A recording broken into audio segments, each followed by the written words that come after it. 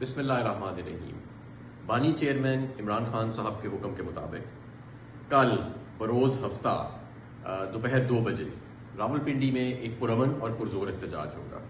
میری تمام راولپنڈی کی رہائشیوں سے اور ہمارے تمام کارکنان سے پاکستان تحریک انصاف کے پاکستان بھر میں سے گزارش ہے کہ راولپنڈی پہنچیں کل دوپہر 2 بجے۔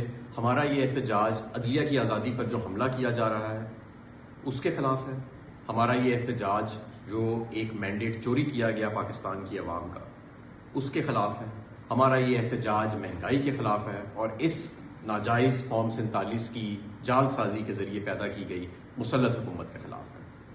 ہم سمجھتے ہیں کہ پاکستان کا مستقبل پرامن اور ایک جمہوری ملک جہاں پہ آئین اور قانون کی بالادستی ہوگی اس کا ہے، اور جہاں پہ صرف اور صرف اللہ تعالیٰ کے بعد عوام کی حاکمیت ہوگی۔